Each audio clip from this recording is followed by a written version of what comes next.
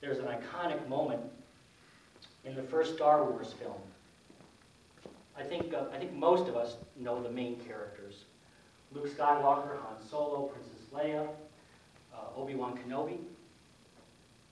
Well, in this particular scene, all of them, including Chewbacca the Wookiee, and the robots, don't forget the robot. Who are the robots?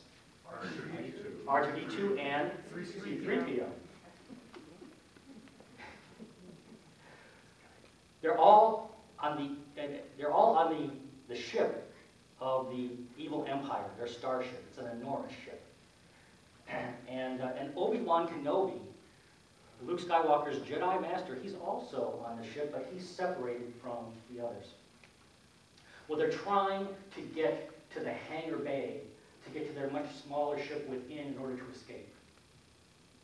And they finally get to the hangar. However, between them and their ship are a whole bunch of Empire guards. Nasty guys that you don't want to deal with. Well, we see the inner Christ light, but they were expressing nasty at the time. So, all these guards are there, and at the same time, they see off to the side, at an adjoining entrance, Obi-Wan Kenobi in a lightsaber battle with the evil Lord Darth Vader. Well, at the same time, Obi-Wan senses both their presence and their dilemma. And so he continues. He continues his lightsaber battle briefly. Is that right? He shoots Luke a knowing look. And then, as if in prayer, he raises his lightsaber up to his head, and drawing the full attention of the guards away.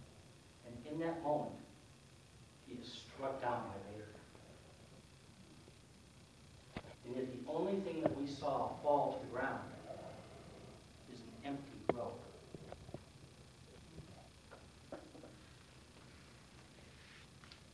As he brought that lightsaber up, there was a smile of peace on his face. A smile of peace in the midst of battle. Knowing moments, just in less than seconds away, he was going to be struck down. A smile of peace. I believe that that smile of peace on his face was a smile that was also on Paul's face, as he understood that we are not our thoughts, we are not our bodies, we are truly spiritual beings. We are one in God. At the climax of the film, when Luke is facing the biggest challenge of his life, attempting to essentially save the universe from the evil empire, he hears the voice of Obi-Wan Kenobi in his head saying, "Trust the Force, Luke. Trust the Force." And it confirmed what the audience already knew, that Obi-Wan had never left, that he was fully present and always would be. And also, in that instant, an entire generation possibly received their first lesson in metaphysics. It's true.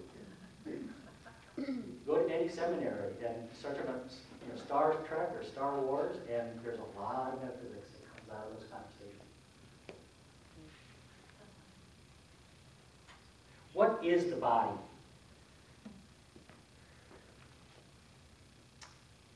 This is from A Course in Miracles.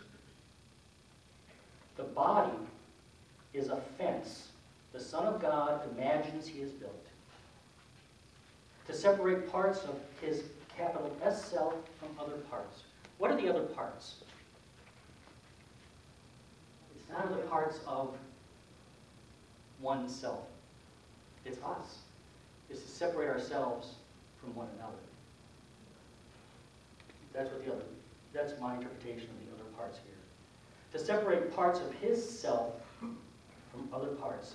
It is within this fence he thinks he lives, only to die as it decays and crumbles. For within this fence he thinks that he is safe from love.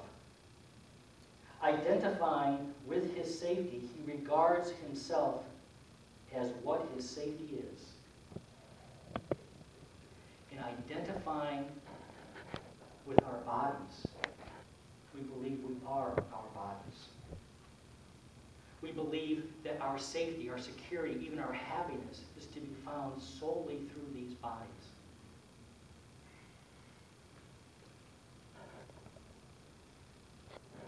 This passage goes on to say, it's a really interesting statement. Let me share it again. For within this fence, he thinks that he is safe from love. Does that make sense to you? I mean, why would anyone want to be safe from love? Have you ever fallen in love? You don't have to raise your hand. Some of you, yeah. Have you ever fallen in love? Okay. Have you ever fallen out of love? I see a lot of that. Have you ever loved a job and later on, not so much? Have you ever loved a house or a city and then grown tired of it or simply outgrown it? Is that love? Is that love? Do you love your children? Yes, you do. Yes, I know you do. Even when you don't so much like them. There are those days. Even then, you love them. See, now we're getting closer to the truth.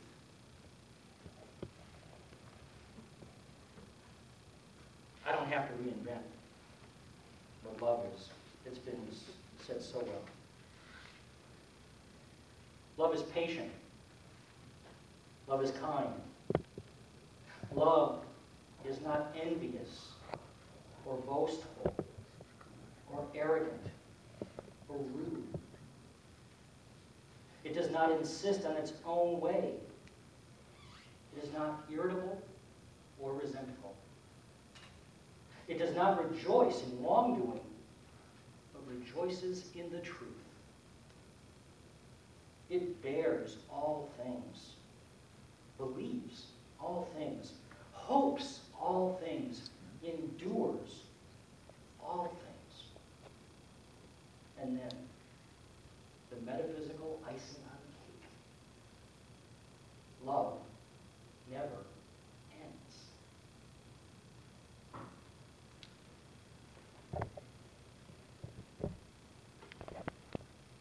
What we typically think of as love is not what A Course in Miracles speaks of as love.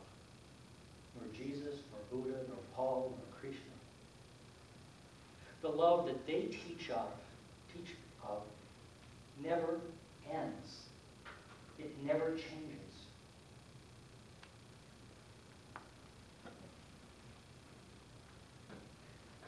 That kind of love is of the formless world. That love is of the formless world. And the ego is addicted to the world of forms. And so the ego is terrified of love because it's formless. So the ego believes the only reality, the only permanence lies in the world of forms, that the only permanence lies in these bodies. And therefore, when the ego encounters real love, unchanging love, eternal love, terrifying. It can't exist in that atmosphere. It has nothing to hold on to because it only holds on to what it sees, not what it is, not its essential being.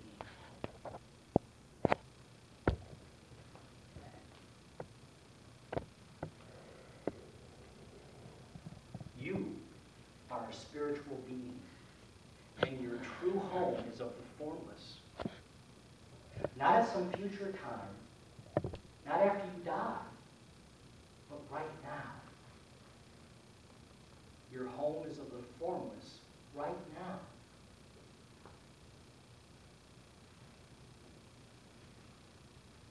Your safety lies in truth, the truth of who you are. You're a spiritual being. You are part of God. You are God expressing as love in a world of forms. But you are spirit. Your safety lies in truth and not in lies. Love is your safety.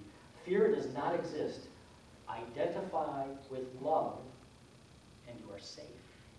Identify with love and you are home. Identify with love and find yourself.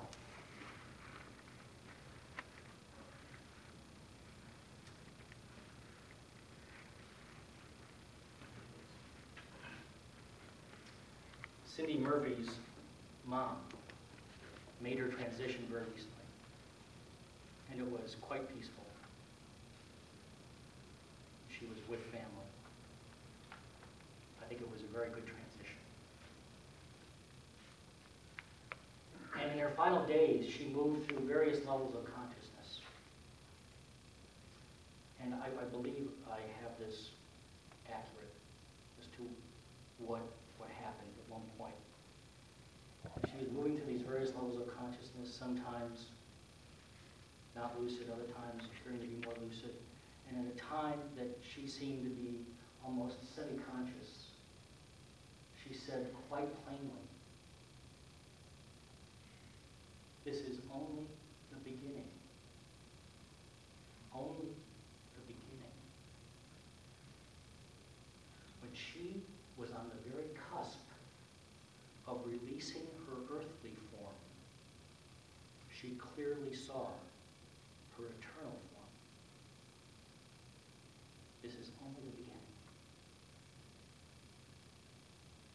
We are not our thinking. We are not our feelings. We are not our body. We are spirit. We are eternal. You cannot be struck down by anything, ever.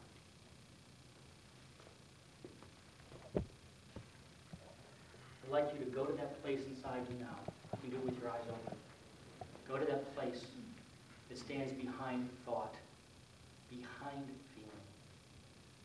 The love that you are, simply be there now. You pick up your bulletin, if you would, on the second page.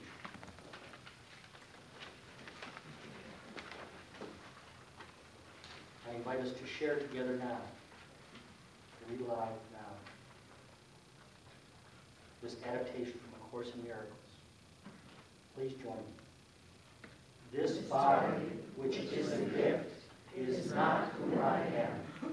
My thinking, which can be evident to me, is not what I am. My safety lies in the truth, not in delusion. Love is my safety. Fear does not exist. I identify with love, and I am safe. I identify with love, and I am home. I identify with love, and I find myself. Can I get an amen? Amen.